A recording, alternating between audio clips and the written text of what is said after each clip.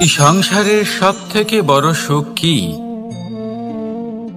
কেউ বলবেন নিজের লক্ষ্য প্রাপ্ত করা, কেউ বলবেন ধন উপার্জন করা, কেউ বলবেন নিদ্রাই সব থেকে বড় সুখ, কেউ বলবেন রাজ্য লাভ করা, আবার কেউ বলবেন মাতার হাত থেকে খাবার খাওয়া,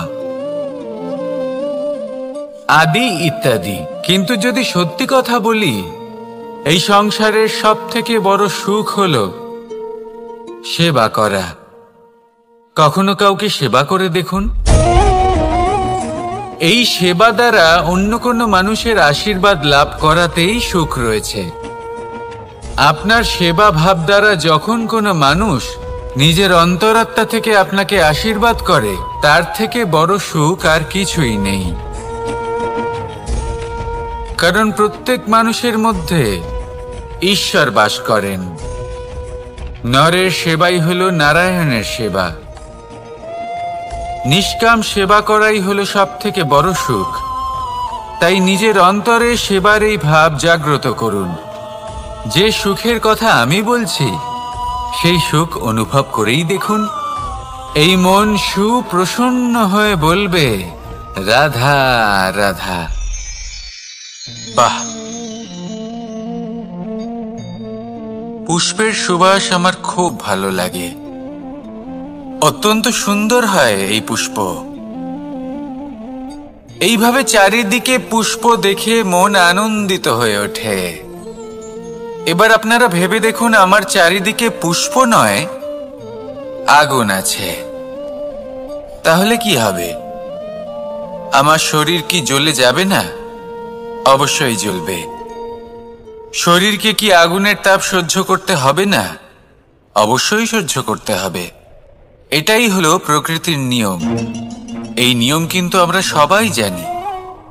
কিন্তু আমাদের মধ্যে বেশিরভাগ মানুষ এই বিভ্রান্তি নিয়ে বাঁচি যে এই যে প্রকৃতির নিয়ম, তা আমার ওপর প্রযোজ্য নয়। তা কিন্তু নয়।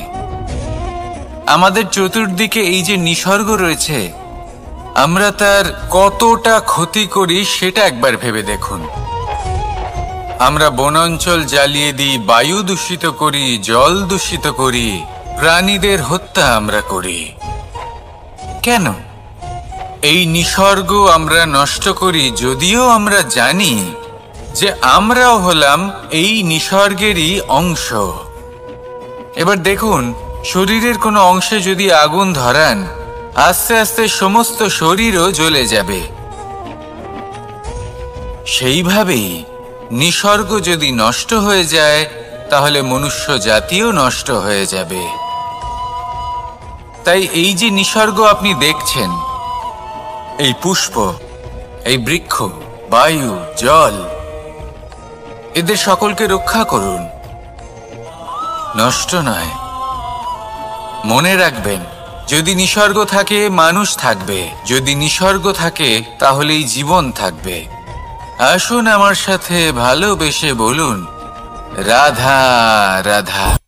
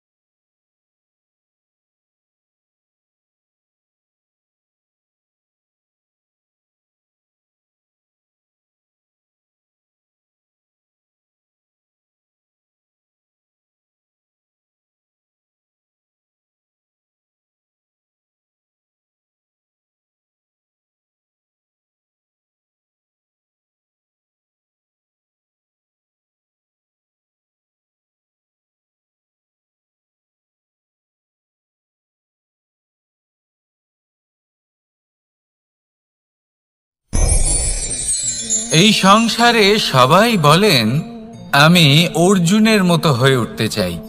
সবাই চায় যে তারাও যেন অর্জুনের মতো গান্ডীব লাভ করে।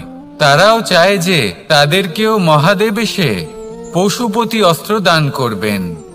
তারাও এটাই চায় মহাভারতের মতো মহাসংগ্রামে বিজয়ী হতে।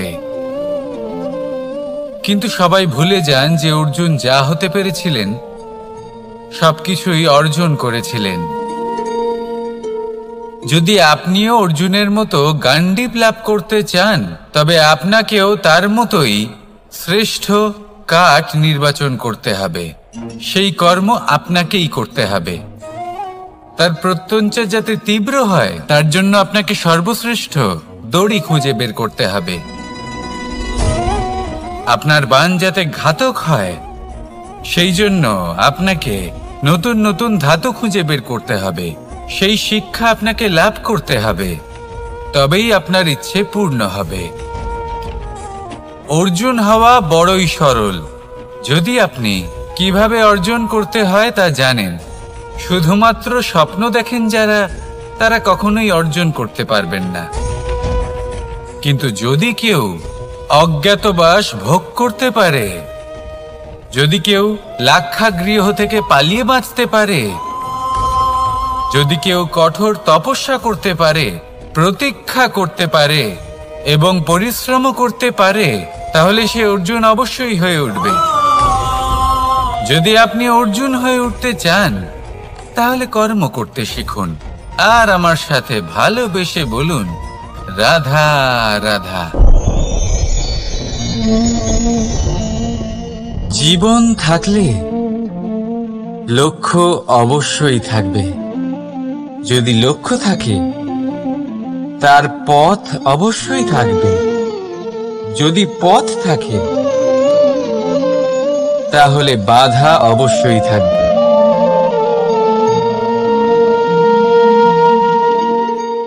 আর এর উপরেই নির্ভর করে যে আমরা জীবনে সফল হব না অসফল, পুরস্কারের ভাগীদার হব নাকি তিরস্কারের।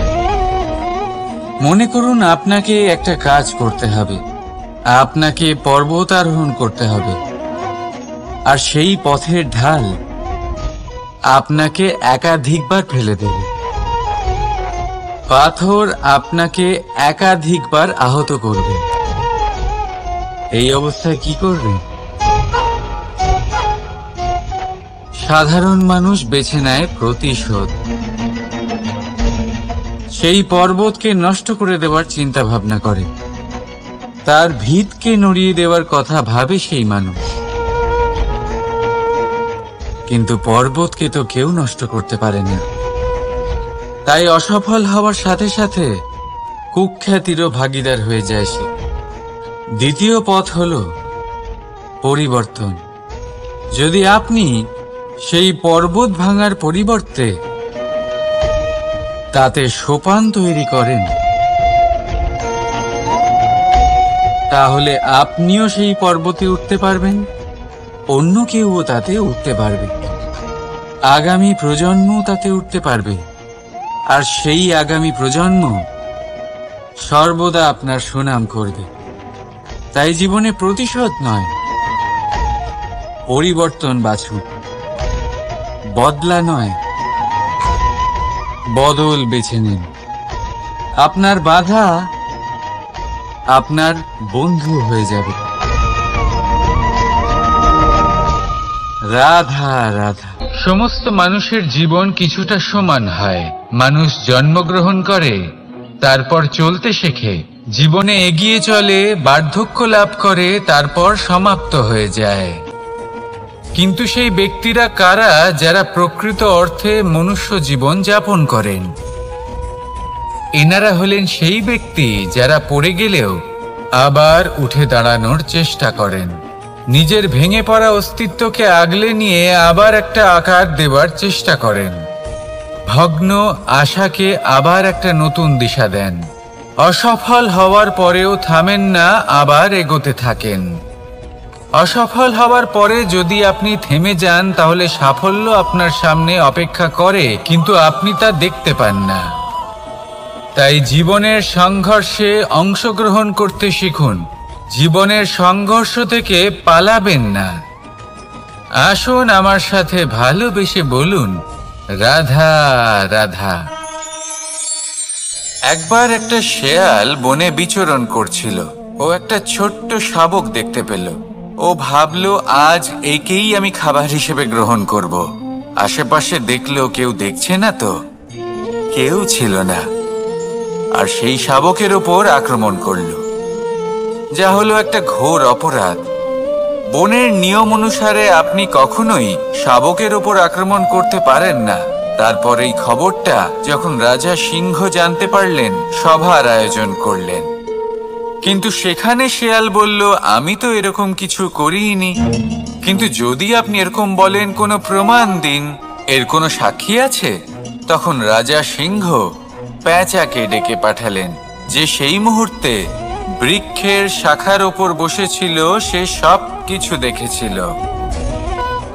পেঁচা সব সত্যি কথা বলল, আর শেয়ালকে মৃত্যুদণ্ড দেয়া হলো। এবার এই কাহিনী আমি আপনাকে কেন শোনালাম? কারণ মানুষও কখনো কখনো এরকম কর্ম করেন যা শিয়াল করেছে।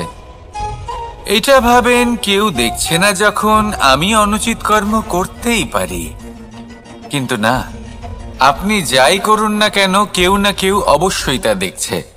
কোনো ব্যক্তি না হলেও কোনো প্রাণী, না হলে কোনো যক্ষ বা দেব বা প্রেত। যদি এনারা কেউ না দেখেন, তাহলে ধরিত্রী মাতা দেখেন, যেখানে দাঁড়িয়ে আপনি সেই কর্ম করছেন, তাই না? তাই একটা কথা সবসময় মনে রাখবেন, কে দেখছেন কে দেখছেন না সেই বিষয়ে ভাবা ছেড়ে দিন। এটা খুব সহজ কথা। আপনি যদি উচিত কর্ম করেন, উচিত ফল পাবেন। যদি অনুচিত কর্ম করেন, তাহলে আপনি অনুচিত ফল অবশ্যই পাবেন। সেই জন্য উচিত পথে চলতে থাকুন, উচিত কর্ম করতে থাকুন, আর আমার সাথে ভালোবেসে বলুন, রাধা রাধা। আপনি কখনো কোনো বাজকে নিজের বাসা বানাতে দেখেছেন? এই বাজ যখনই কোনো বাসা বানায়, তখন উঁচু গাছের ডালে বা কোনো পর্বতের শিখরে বাসা বানায়, অনেক উচ্চতায়। আর সেখানে তার সন্তানও জন্মগ্রহণ করে। যখন এই সন্তানেরা জন্মায়, তখন এই বাজ খুবই ভালোবেসে এবং খুব সাবধানে এদের পালন পোষণ করে। নিজের ঠোঁট দিয়ে তাদের ঠোঁটে খাবার পরিবেশন করে। কিন্তু যেই সেই সন্তানেরা হৃষ্টপুষ্ট হয়ে যায় এবং সেই কথা বাজ নিজে বুঝতে পেরে যায়, সেই বাজ নিজেই সেই বাসা ছিন্ন ভিন্ন করে দেয়।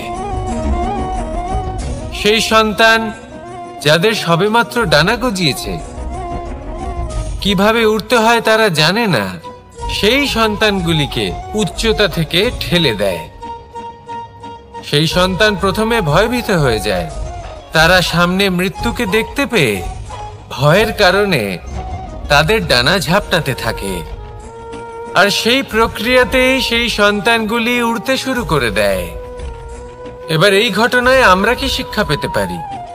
এটাই, যদি আপনি মাতা পিতা হন, তাহলে নিজের সন্তানকে অবশ্যই স্নেহ করুন, কিন্তু তাদেরকে নিজের আঁচলের তলায় বেঁধে রাখবেন না। যদি আপনি চান আপনার সন্তান জীবনে উন্নতি করুক, তাহলে নিজের মুঠো থেকে তাদের স্বতন্ত্র করে দিন। এই সংসারে সংঘর্ষ করতে দিন। সেই সন্তান নিজেই বুঝতে পারবে যে জন্মের সময় পাওয়া ডানা কি করে ব্যবহার করতে হয়। আর আপনার চোখের সামনে আপনার সন্তান এই আকাশে উড়তে থাকবে। তাহলে আসুন আমার সাথে ভালোবেসে বলুন, রাধা রাধা। সংসারে সবচেয়ে পবিত্র মানা হয় গঙ্গা জলকে। কখনো ভেবে দেখেছেন কেন? কারণ গঙ্গা জলের আবির্ভাব অত্যন্ত শুদ্ধ হয়, তার জন্ম শুদ্ধ হয়, যেখান থেকে তার শুরু সেটাই শুদ্ধ হয়। আর শুরুটা শুদ্ধ হওয়া অত্যন্ত আবশ্যক। আমাদের জীবনে সবই শুরু হয় আমাদের ভাবনা থেকে। নিজের ভাবনাকে শুদ্ধ রাখুন, কারণ এই ভাবনা থেকেই আবির্ভাব হয় শব্দের। আপনার শব্দ শুদ্ধ রাখুন, কারণ এই শব্দ দ্বারাই আপনার কাজ সম্পন্ন হয়।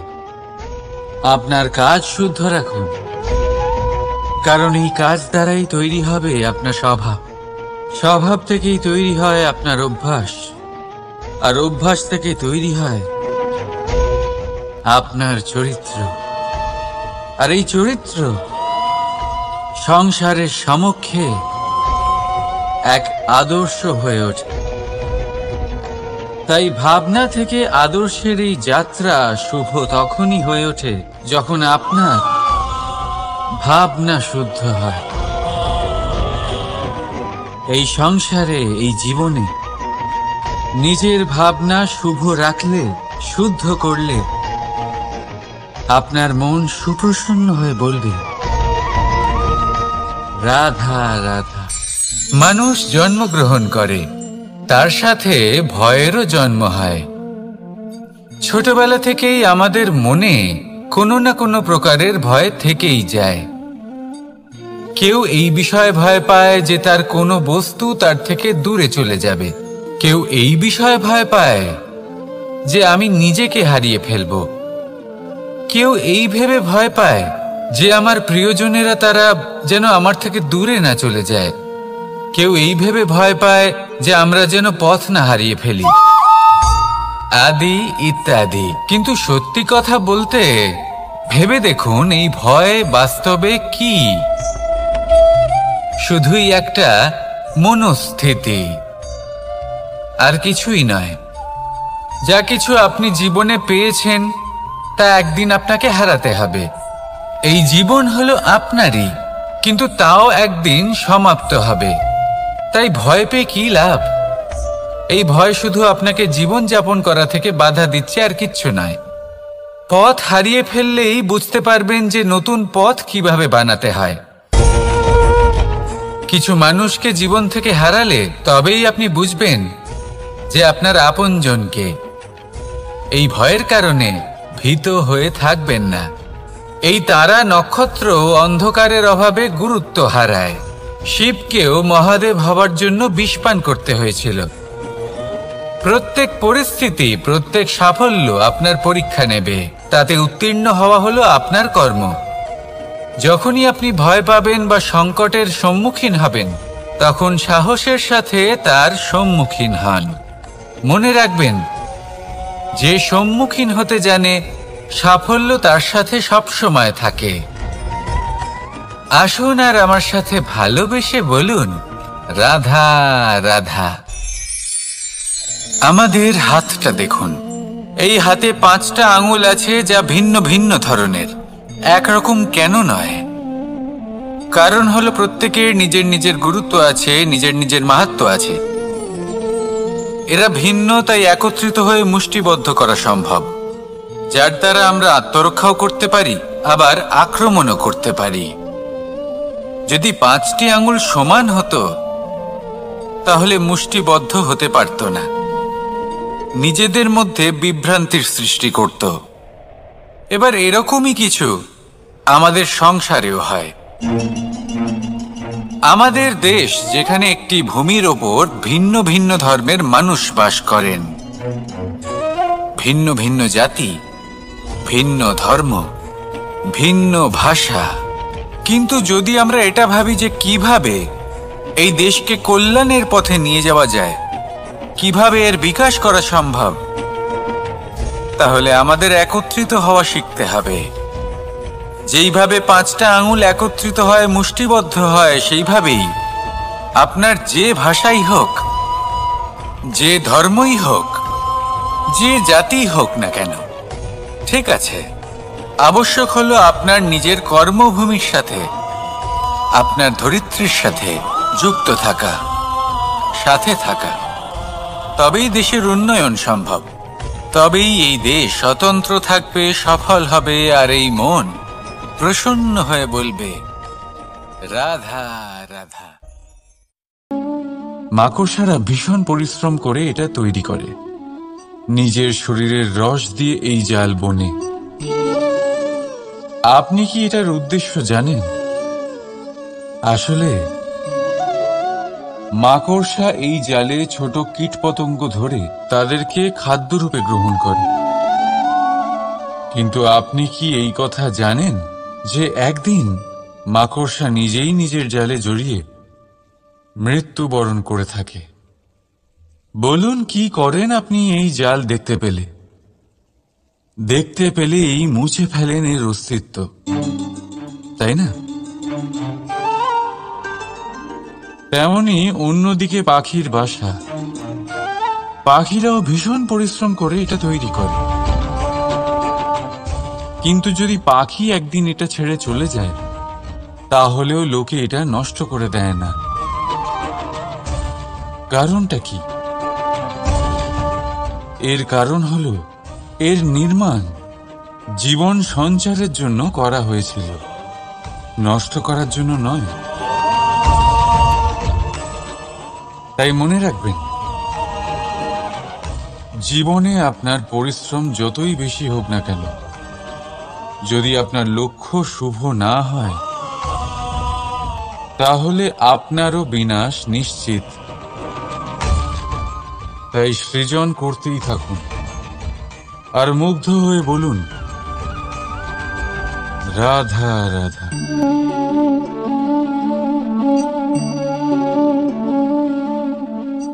আপনার কি মনে হয় আমি কি করছি? আপনি বলবেন আমি প্রদীপ জ্বালাচ্ছি। সঠিক, কিন্তু প্রশ্ন হচ্ছে যে আমি কি আপনাকে বলেছি যে একে প্রদীপ বলা হয়? না। এই প্রদীপ কি নিজেই নিজের পরিচয় আপনাকে দিয়েছে? না। তাহলে আপনি কি করে জানলেন যে একে প্রদীপ বলা হয়? উত্তর হচ্ছে প্রকাশ, যে স্বয়ং জ্বলে অন্ধকারের মধ্যে সংসারকে পথ দেখায়, সেটাই প্রদীপ। যা নিরাশার মাঝে আশার আলো প্রদর্শন করে, সেটাই প্রদীপ। অপর দিকে আছে সাপ, যাকে না দেখেও তার ফনার আওয়াজ শুনেই লোকে ভয় পেয়ে যায়। তার মানে ব্যক্তির পরিচয় তার কর্মের দ্বারা পাওয়া যায়। তাই আপনার এটা বলার প্রয়োজন নেই যে আপনার পরিচয় কি। এটা আপনার কর্মই নিশ্চিত করবে যে লোকে আপনাকে প্রদীপ ভেবে ভালোবাসবে নাকি সাপ ভেবে ভীত হয়ে থাকবে। রাধা রাধা। সময় কত বিচিত্র হয়। সময় আমাদের পক্ষে থাকলে আমরা নিজেদের রাজা মনে করে নিই, আর সেই সময় যদি বিপক্ষে চলে যায়, তাহলে নিঃস্ব হতে সময় লাগে না। তাই মানুষের একটা অভ্যেস আছে, খারাপ সময়ের জন্য কিছু সঞ্চয় করা। আত্মীয়, বন্ধু খারাপ সময় পাশ থেকে সরে যায়। যশ, মান প্রতিকূল সময় চিরস্থায়ী হয় না। তাই মানুষ মনে করে অর্থ সঞ্চয় করাই শ্রেয়। অর্থের কোনো হৃদয় নেই যা সময়ের সাথে পরিবর্তিত হবে। সংসার বলে সর্বদা অর্থ সঞ্চয় করতে থাকুন। খারাপ সময় অবশ্যই কাজে লাগবে, কিন্তু আমি বলবো শুভ কর্ম করতে থাকুন, আনন্দে থাকুন, নিজের ওপর আর ঈশ্বরের ওপরে বিশ্বাস রাখুন। খারাপ সময় কখনো আসবেই না। রাধা রাধা। প্রকৃতি মানুষকে এক বিশেষ শক্তি দিয়েছে, অন্য জীবের থেকে বেশি শক্তি দিয়েছে। স্মরণ শক্তি। এই শক্তি মানুষকে অন্য জীবের থেকে ভিন্ন করে, ইতিহাস রচনা করার প্রেরণা দেয়, জ্ঞানকে বংশানুক্রমে এগিয়েও নিয়ে যায়। আর যারা ভুলে যান, অধিকাংশ সময় তারা উপহাস আর দয়ার পাত্র হয়ে যান। কিন্তু এটাই কি প্রকৃত রূপে সত্য? না। এই স্মরণ শক্তি মানুষের বিকাশে সব থেকে বড় বাধা হয়ে দাঁড়ায়। তার মনকে দূষিত করে দেয়। খারাপ অভিজ্ঞতা, কারোর করা বিশ্বাসঘাতকতা, কারোর কটাক্ষ বেশিরভাগ মানুষই ভুলতে পারেন না, আর তারপর প্রতিশোধ নিতে উদ্যত হন। প্রথমে সময় নষ্ট করেন প্রতিশোধের প্রস্তুতিতে, আর তারপর সময় নষ্ট করেন প্রতিশোধ নেওয়ার সুযোগ খুঁজতে। যদি সন্তুষ্টি পেতে চান, যদি জীবনে আনন্দ পেতে চান, তাহলে স্মরণ শক্তির সদ্ব্যবহার করুন। নিজের স্মরণ শক্তিকে চালনা করুন শুধুমাত্র ভালো কথা আর ভালো স্মৃতির দিকে। জীবনে আনন্দ পাবেন। রাধা রাধা। মানুষ নিজের পরিবারের জন্য কত কিছুই না করে, দিন রাত পরিশ্রম করতে থাকে যাতে তার পরিবারের প্রয়োজন পূরণের জন্য অর্থ রোজগার করতে পারে। কিন্তু শুধু অর্থ রোজগার করাটাই কি যথেষ্ট? আপনি বলবেন, হ্যাঁ নিশ্চয়ই, অর্থ দিয়ে সব কিছু পাওয়া যায়, বিদ্যা পাওয়া যায়, বাড়ি পাওয়া যায়, ওষুধ পাওয়া যায়, আর কত কিছুই না পাওয়া যায়। এইসব একটা পর্যায় পর্যন্ত সঠিক, কিন্তু একটু মন দিয়ে ভেবে দেখুন, যখন কোনো শিশু অসুস্থ হয়ে পড়ে তখন সে ওই তিক্ত ওষুধ কেন খেয়ে নেয়? এই জন্য কারণ ওর পিতা সেই ওষুধ অর্থ দিয়ে কিনেছে? না, বরং এই জন্য কারণ তার পিতা যে তার সামনে দাঁড়িয়ে, তার উপরে তার বিশ্বাস আছে। বিশ্বাস আছে যে উনি তার কিচ্ছু হতে দেবেন না। এই বিশ্বাস, এই সংস্কার, এই শিক্ষা কখনো অর্থ দিয়ে পাওয়া যায় না। এটা পাওয়া যায় সেই সময় থেকে যা মাতা পিতা তাদের সন্তানের সাথে কাটিয়েছেন। তাই জীবনে অর্থ অবশ্যই উপার্জন করুন, কিন্তু নিজের পরিবারকেও সময় দিন, আনন্দ পাবে। রাধা রাধা। বিরোধিতা এমন এক শব্দ যা শুনে আমরা সবাই ভয় পেতে থাকি। যদি কেউ আমাদের বিরোধিতা করে তা আমাদের সহ্য হয় না। আমরাও কারোর বিরোধিতা করে কোনো শত্রুতা করতে চাই না। এই ধরনের ভাবনা আমাদের মনে আসতেই থাকে। কিন্তু বিরোধিতা, এই শব্দ আপনার শান্তির জন্য, আপনার সুখের জন্য কতটা গুরুত্বপূর্ণ তা আপনারা জানেন না। তাই যদি কাল এসে কেউ আপনার বিরোধিতা করে, তখন সবার আগে নিজেকে যাচাই করুন। আপনি কি ভুল করেছেন? আপনার দোষ কি?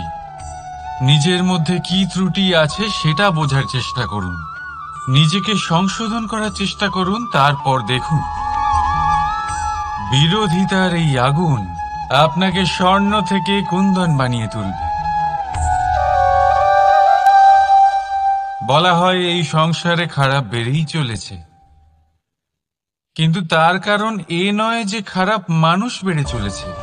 তার কারণ হলো যে ভালো মানুষ, যাদের ভালো চিন্তা, ভালো বিচারধারা আছে, তারা খারাপের বিরোধিতা করতে পারে না।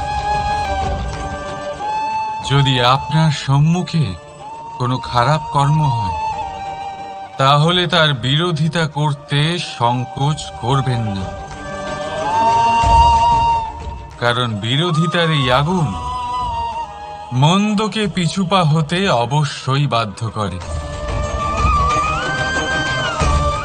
রাধা রাধা। বিশ্বাস, জীবনে বিশ্বাস কতটা গুরুত্বপূর্ণ।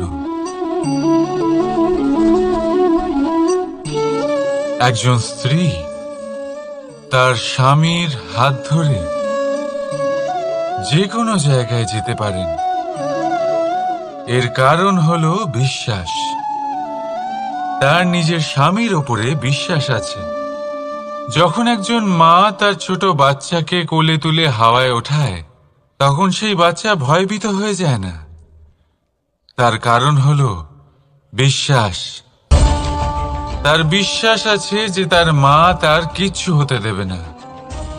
এক বৈদ্যের দেওয়া ঔষধ সন্তান কিছু না বুঝে শুনেই খেয়ে ফেলে।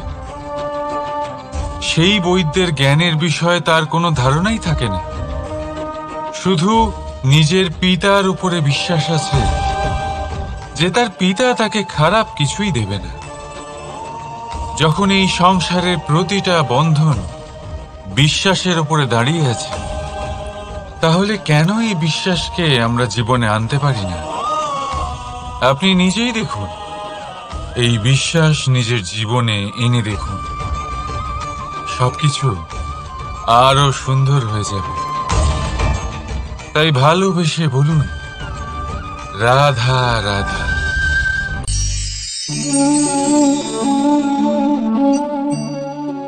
অহংকার, এই শব্দটা সবাই শুনেছেন। বহু মানুষকে আপনি এটা বলতে শুনেছেন যে ওই ব্যক্তির অহংকার আছে, ওই মানুষটির ক্ষমতার অহংকার আছে, ওই ব্যক্তির নিজের রূপ নিয়ে অহংকার আছে, ওই ব্যক্তির নিজের অর্থের অহংকার আছে, ইত্যাদি ইত্যাদি। কিন্তু এই অহংকার, এর অস্তিত্ব হয় কি করে? এবারে একবার এই হাতটা দেখুন। যদি এই হাতের 5 আঙ্গুল উঠে দাঁড়ায়, আশীর্বাদ। আর যদি এই হাতের 5টা আঙ্গুল একসাথে মুঠো হয়ে যায়,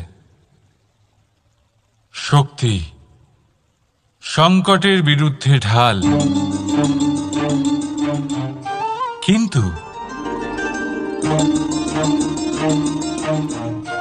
এই একটা আঙুল সংকটের কারণ হয়ে দাঁড়াতে পারে।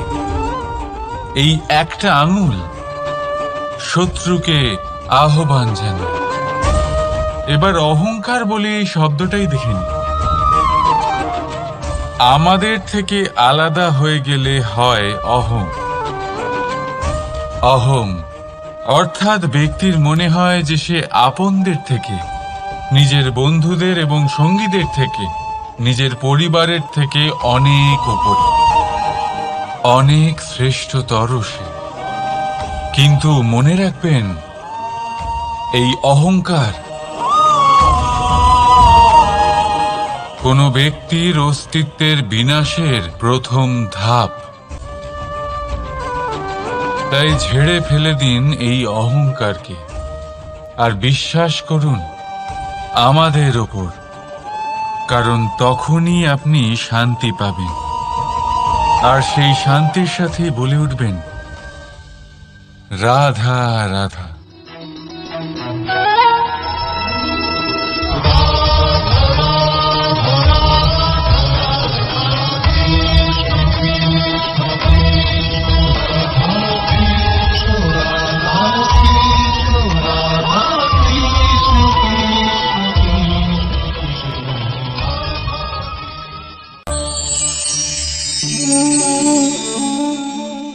সাফল্য।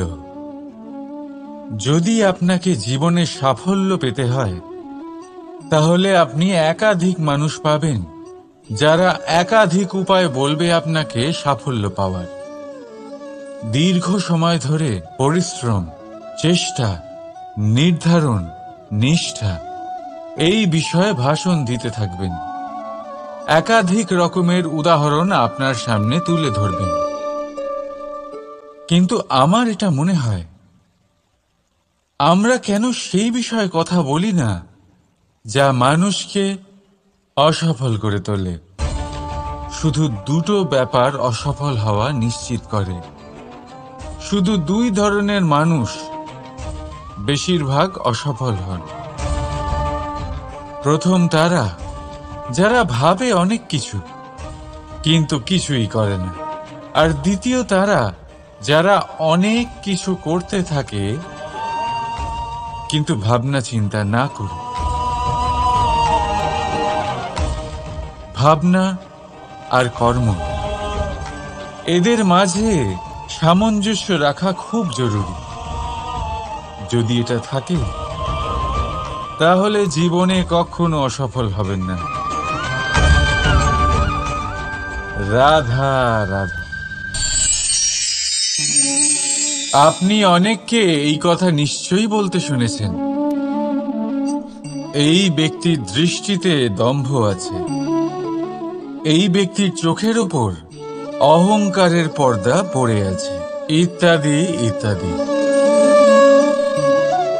চলুন আমি আপনাকে একটা প্রশ্ন করছি, আপনি দেখেন কি দিয়ে?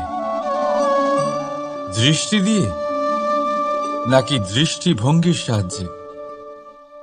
ভাবুন। চিন্তায় পড়ে গেলেন নিশ্চয়ই।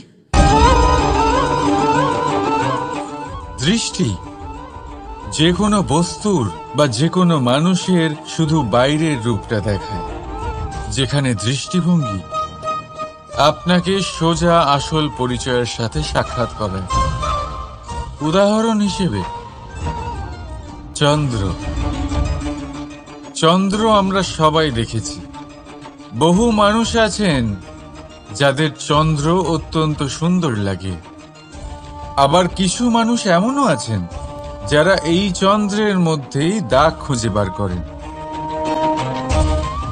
এই হলো দৃষ্টিভঙ্গি। যদি নিজের দৃষ্টিভঙ্গিতে প্রেম রাখেন, ভালোবাসা রাখেন, সম্ভ্রম রাখেন, তাহলে তার বদলে আপনিও প্রেম আর সম্মান অবশ্যই পাবেন। এবারে দেখুন, যে জল দিয়ে ঈশ্বরের মূর্তি ধোয়া হয় তাকে চরণামৃত বলা হয়। এটার কারণ দৃষ্টিভঙ্গি। এখন আপনি পাথরকে ভগবান ভেবে পুজো করবেন নাকি ভগবানকে পাথর ভেবে পরিত্যাগ করবেন? সিদ্ধান্ত আপনার, কিন্তু এই সিদ্ধান্ত নির্ভর করে আপনার দৃষ্টিভঙ্গির ওপর।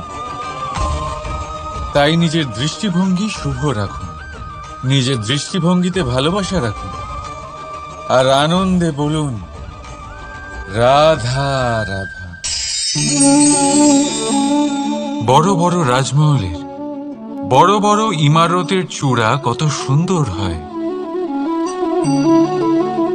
কিন্তু আপনি কি কখনো এই বিষয়ে ভেবেছেন যে এই সুন্দর চূড়ায় পৌঁছতে গেলে আপনাকে পৃথিবীতে পা ফেলতেই হবে? সেই সুন্দর চূড়ায় পৌঁছে দীপ্তি পাওয়ার জন্য আপনাকে একটা কঠিন পথ অবলম্বন করতেই হবে। যদি আপনি কোনো কঠিন পথে না গিয়ে এই পৃথিবীর সাহায্য ছাড়াই শুধু উচ্চতার দিকে অগ্রসর হতে থাকেন, তাহলে সর্বদা অসফল হবেন। সেই জন্য নিজের স্বপ্ন পূরণের এই যাত্রাতে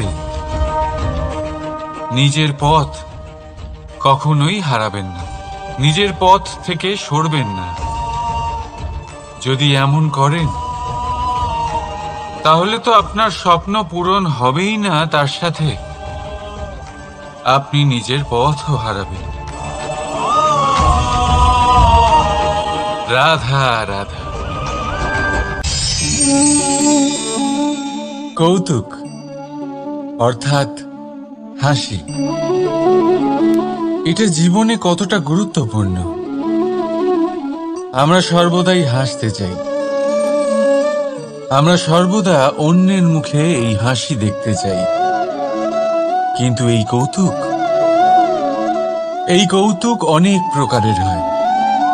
আর এই কৌতুকের ভিত্তি কি, সেটাও খুব গুরুত্বপূর্ণ। কৌতুক কেবল তখনই পাবেন যখন তা শুদ্ধ মন থেকে আসবে। কৌতুক তখনই পাবেন যখন তার সামনের জনকেও হাসিয়ে তার কষ্ট হরণ করবে।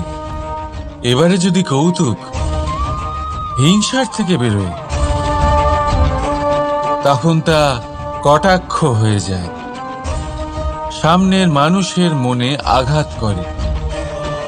তারপরে সে তৈরি থাকে যে কখন আপনার উপরে আবার প্রহার করতে পারবে। তাই যদি হাস্য কাউকে ছোট করার জন্য হয়, তা হাস্য নয়, উপহাস হয়ে যায়। আর তা সামনের জনকে আনন্দ নয়, শুধু অপমান দেবে। আর অপমানিত ব্যক্তির মন তিক্ত হয়ে থাকে। তাই মনে রাখবেন যে এই কৌতুক যেন কৌতুকই থাকে, তা উপহাস বা কটাক্ষ না হয়ে যায়। রাধা রাধা। মানুষ এই শব্দের সূচনা হয় মন থেকে, আর সেই জন্যই হয়তো আমাদের এই মন এতটা গুরুত্বপূর্ণ। এবারে দেখুন না, আমাদের মনই সবকিছু চালনা করে। মনই সেই যে কল্পনা করে, মনই সেই যা কল্পনাকে বাস্তবে পরিণত করার জন্য পরিশ্রম করতে আমাদের প্রেরণা যোগায়। মনই সেই যা লোভের জালে জড়িয়ে পড়ে। মনই সেই যা অভিমানের পর্দা দিয়ে ঢেকে যায়। আর এই মনই সেই যা আপনাকে বিনাশের দিকে টেনে নিয়ে যেতে পারে। কিন্তু যদি তা পরোপকার করার ইন্ধন পায়, তাহলে এমন কোনো মহান কাজ নেই যা আপনি করতে পারবেন না। কিন্তু এই মন কি?